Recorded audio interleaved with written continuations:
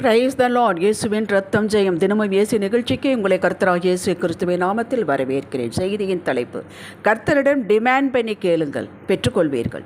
ஆதார வசனம் எரேமியா 32:42. அவர்களை குறித்து சொன்ன எல்லா நன்மையும் அவர்கள் மேல் வர பண்ணுவேன் என்று கர்த்தர் சொல்லுகிறார். கிறிஸ்துவுக்குள் அன்பானவர்களே, உங்களை குறித்து சொன்ன நன்மைகள், உங்களுக்கு கொடுத்த வார்த்தைகள் உங்கள் மேலேயே வர பண்ணுவார். உங்களுக்கு கொடுத்த வார்த்தை உங்கள் பேரங்காலத்திலே அல்ல. கர்த்தர் தான் சொன்ன சகலத்தை நிறைவேற்றுபவர். இதை பற்றி அவர் மனஸ்தாபப்படுகிறதே இல்லை. ஏன்? தீமையை சொல்லி இருந்தாலும் அதை நிறைவேற்றுவார். முதல் பென்யமீன் கோத்திரத்திலிருந்து இஸ்ரவேல் மக்கள் தங்களுக்கு மற்ற தேசத்தாரை போல் ராஜா வேண்டும் என்று எச்சரிக்க அவர் இந்த பென்யமீன் கோத்திரத்திலிருந்து சவுலை அபிஷேகம் பண்ண சொன்னார் சாமுவேல் தீர்க்கதரிசி. அப்படியே சவுல் ராஜாவானார்.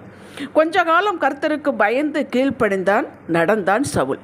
பின் புகழ் வர வர கீழ்ப்பிடுதலை விட்டுவிட்டு தனக்கு மகிமையை தேட ஆரம்பித்து விட்டான். இது கர்த்தருக்கு விசனமாயிருந்தது. ஆகவே அதே சாமுவேலை கொண்டே கர்த்தர் சவுலுக்கு பேசினார். என்ன பேசினார்? கர்த்தர் உம்மிடத்திருந்த இஸ்ரவேலின் ராஜ்யத்தை கிழித்து போட்டு உம்மை பார்க்கலும் உத்தமனாயிருக்கிற உம்முடைய தோழனுக்கு அதை கொடுத்தார் என்று சொல்லிவிட்டு இதையும் தெளிவுபடுத்துகிறார். இஸ்ரவேலின் ஜெயபலமானவர் பொய் சொல்லுகிறதும் இல்லை, தாம் சொன்னதை பற்றி மனஸ்தாபப்படுகிறதும் இல்லை. மனம் மாற அவர் மனுஷன் அல்ல என்றார். 1 சாமுவேல் 15:28-29.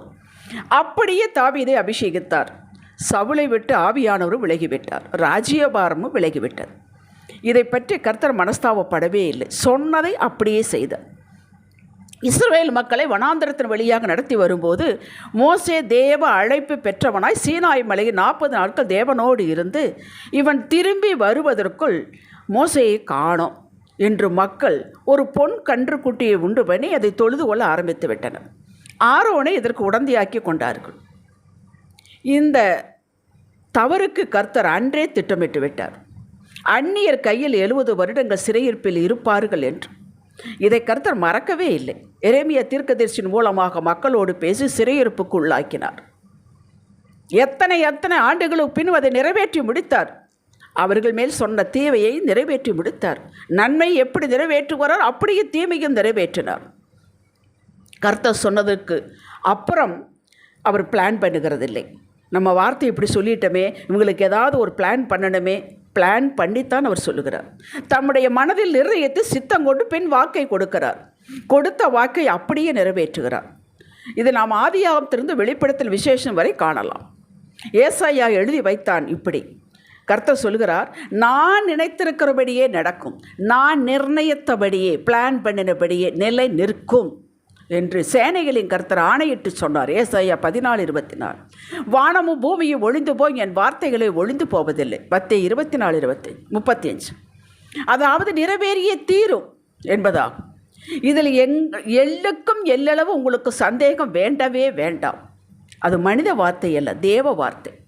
அது மட்டுமா, வேதத்தில் ஒரு எழுத்தின் உறுப்பு அவமாய் போவதை பார்க்கலும் வானமும் பூமியும் ஒழிந்து போவது எளிதாயிருக்கும் என்றார்.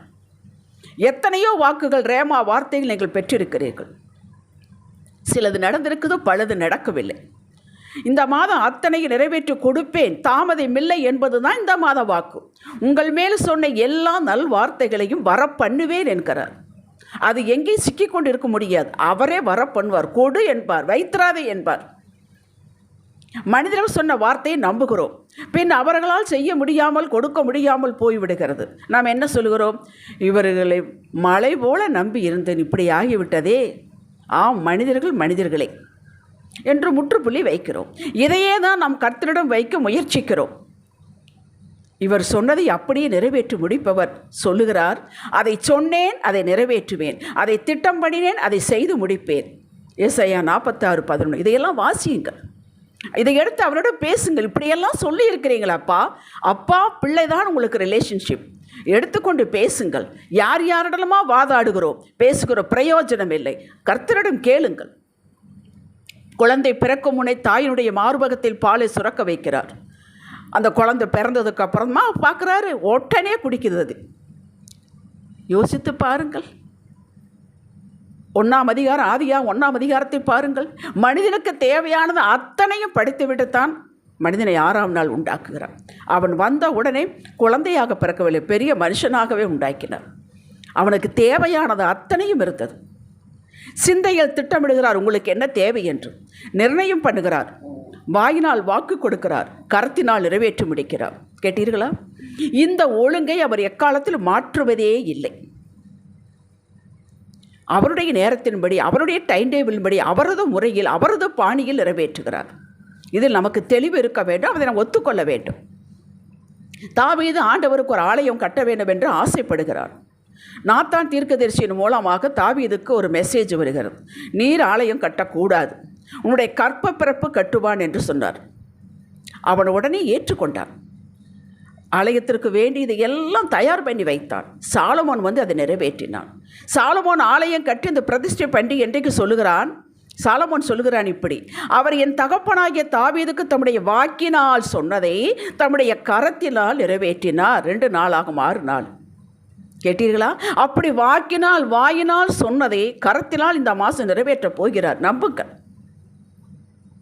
அப்படி என்றால் அப்பா காலத்தில் சொன்னால் தாவீது சாலமோனுக்கு சாட்சி வச்சு பார்த்து அப்பா காலத்தில் சொன்னால் மகங்காலத்தில் நிறைவேற்றுவார். அப்படி இல்லை. நான் ஏற்கனவே ஆரம்பிக்கும் போதே சொல்லிவிட்டேன், உங்களுக்கு சொன்ன வார்த்தைகள் உங்களுக்கே நிறைவேற்றுவார். யாத்திராகமம் 14ஆம் அதிகாரம் 13, 14 வசனம் தெரிந்த வசனங்கள் தான். எகிப்தியர் பின்தொடர்ந்து வருகிறாருக்கு முன்னாடி செங்கடல். இஸ்ரவேல் மக்களுக்கு என்ன செய்வதென்று தெரியவில்லை. அப்பொழுது வாக்கு சொன்னார், இன்று காண்கிற எகிப்தியரை நீங்கள் இனி காண மாட்டீர்கள். இன்று. அதே போல மறுநாள் கடலில் மூழ்க வைத்தாரே. இன்று நீங்கள் காண்கிற பிரச்சனை, யார் உங்களுக்கெல்லாம் தொந்தரவு கொடுத்து கொண்டிருக்கிறார்களோ அதை நீங்கள் காண மாட்டீர்கள் என்று ஆண்டவர் வாக்கு உங்களுக்கு சொன்னது. யாருக்கு என்று எனக்கு தெரியவில்லை. இன்று நீங்கள் யாரெல்லாம் மன வருத்தப்பட்ட செய்தியை கேட்டுக்கொண்டிருக்கிறீர்களோ, இது தொடர்ந்து வருமா, இதிலிருந்து எனக்கு என்ன விடுதலை என்று கலங்கி கொண்டது செய்தியை கேட்டுக்கொண்டிருந்தார். தீர்க்க தரிசன வார்த்தை ஆண்டவர் சொல்லுகிறார், இன்று அந்த பிரச்சனையை இன்றோடு முடியப் போகிறது. இனி அடுத்தது தொடரவே தொடராது. நிரந்தர விடுதலை. குமாரன் விடுதலை யாக்கினால் மெய்யாக விடுதலை யாவீர்கள் என்ற வார்த்தை எடுத்துக்கொள்ளுங்கள். யோசுவா சொன்னான், யோசுவா 3ஆம் அதிகாரம் 5ஆம் வசனம், இன்று நீங்கள் பரிசுத்தப்படுத்திக் கொள்ளுங்கள், நாளை அற்புதத்தை காண்பீர்கள். அப்படியே யோர்தானை கடந்தார்களே, அற்புதத்தை கண்டார்களே.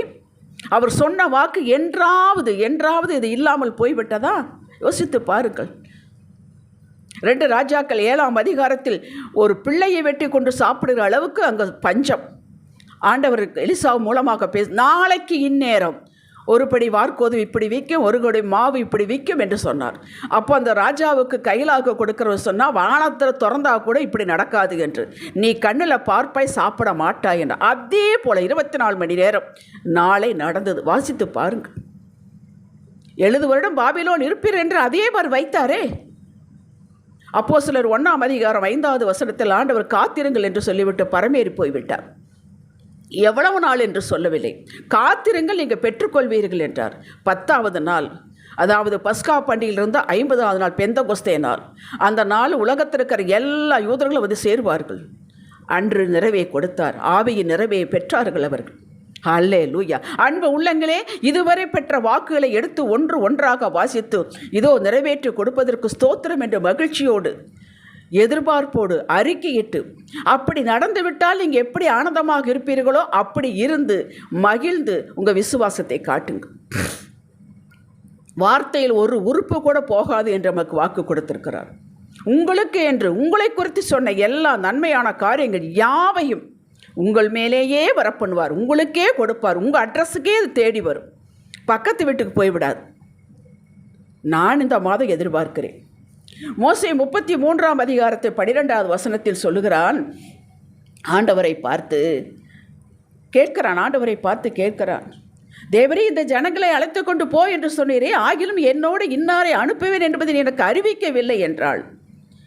அப்படி சொன்னீர், உன்னை பேர் சொல்லி அழைத்து அறிந்திருக்கிறேன் என்றும் என் கண்களில் உனக்கு கிருபை கிடைத்தது என்றும் தேவரே சொன்னதுண்டே. அப்படி சொன்னீங்கல்லப்பா.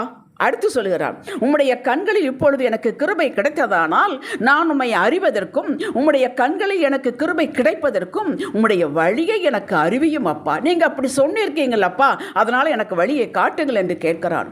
அதற்கு கர்த்தர் சொல்கிறார், என் சமூகம் உனக்கு முன்பாக செல்லும், நான் உனக்கு இளைப்பாறுதல் தருவேன். செய்தாரே, இளைப்பாறுதல் தந்தாரே. ஒரு இடத்துலையாவது மோசே வெட்கப்பட்டு போனானா? இல்லையே. அல்லேலூயா. 1 ராஜாக்கள் 1ஆம் அதிகாரம் 24வது வசனத்தை நீங்கள் வாசித்து படித்து பாருங்கள். அது என்ன காரியம் என்றால், தாவீதுக்கு வயதாகிவிட்டது. உன்னுடைய கற்ப பிறப்பு. அவன் தாவீது ஒரு காலத்தில் சொல்லியிருக்கிறான் நாத்தான் தீர்க்கதரிசியிடம், சாலமோனை நான் ராஜாவாக்குவேன் என்று. இப்பொழுது அதோனியை தானே ராஜாவாக்கி கொண்டான். அவனுடைய மகன்தான், தாவீது மகன்தான். உடனே நாத்தான் வந்து ராஜாவாகிய தாவீதை பார்த்து கேட்குறான், அதோனியா எனக்கு பின் ராஜாவாகி அவனே என் சிங்காசனத்தில் வீற்றிருப்பான் என்று நீர் சொன்னதுண்டோ? அப்படி இங்கே சொன்னதுண்டோ? இல்லையே, இப்போ எப்படி அவன் ஆகியிருக்கிறான் என்று கேட்கிறான். உடனே தாவீது எழும்பி அவனை இல்லாமல் செய்து, அதாவது அவனை விலக்கிவிட்டு சாலமோனை ராஜாவாக்கிறான். அதுபோல கர்த்தர் சொல்லாது நடந்தால் அதை அவர் பொறுப்பெடுத்து கொண்டு அதை நீக்கி தான் சொன்னதை நிர்ணயித்ததை நடத்துவார். பிசகுவதே இல்லை. சங்கீதம் 89 அதிகாரம் 34, 35 வசனத்தை உங்களுக்காக நான் வாசித்து காட்டுகிறேன். என் உடன்படிக்கை நான் மீறாமலும் என் உதடுகள் விளம்பினதை மாற்றாமல் இருப்பேன். கேட்டீர்களா? நான் என்ன உதட்டை திறந்து வாயை திறந்து சொன்னேனோ அதை நான் மாற்றவே மாட்டேன். ஒரு விசை என் பரிசுத்தத்தின் பேரில் ஆணையிட்டேன், தாவீதுக்கு நான் போய் சொல்லேன். இந்த இடத்தில் தாவீது நீங்கள் தான், உங்களுக்கு அவர் போய் சொல்லுவதில்லை என்று சொல்லுகிறார். இந்த செய்தியின் மூலம் சொல்லுகிறார், இந்த மாதம் இப்படி சொல்லியிருக்கிறீங்களே அப்பா என்று சொல்லி டிமாண்ட் பண்ணி கேளுங்கள். நிறைவாய் திருப்தியாய் சகலத்தையும் பெற்றுக்கொள்வீர்கள். இது போது உன் தகுதிக்கு என்று சொல்லுவார் அல்ல, அது மனிதன். முழுமையாக தருவார். அப்படித்தான் வேதத்தில் சொல்லுகிறார். திருப்தியாக்குவேன் என்று தான் சொல்லுகிறார். பரிபூரணப்படுத்துவேன் என்று தான் சொல்லுகிறார். அப்படி உங்களுக்கு பரிபூரணம் உண்டாகும். ஜெபிக்கலாம். தகப்பனே, நீங்கள் எப்படி மாறாதவரோ அப்படி உங்கள் வாக்கும் மாறாதது. உங்களையும் உங்கள் வாக்கையும் பிரிக்க முடியாது. உங்கள் வாக்கின்படியே, நீர் எனக்கு சொன்னபடியே, நீர் எங்களுக்கு இதுவரை கொடுத்த எல்லா ரேமா வார்த்தையின்படியே நிறைவேற்றி கொடுப்பதை பெற்றுக்கொள்வோம். சாட்சி சொல்லுவோம், சாட்சியாக நிற்போம், அறிக்கை செய்கிறோம். இயேசுவே நாமத்தில் பிதாவே. இன்றைய சிந்தனைக்கு, கர்த்தர் தன்னுடைய வேலையை அவர் நேர்த்தியாய் செய்து முடிப்பார். அதை நான் எட்டி எட்டி பார்க்காமல் எனக்கு நியமித்த ஓட்டத்தில் இன்று நான் என்ன செய்ய வேண்டுமோ அதை நான் பொறுப்பெடுத்து முறைமையாய் பொறுமையாய் செய்து முடிப்பேன், ஓடுவேன். ஆமேன். ஹல்லேலூயா.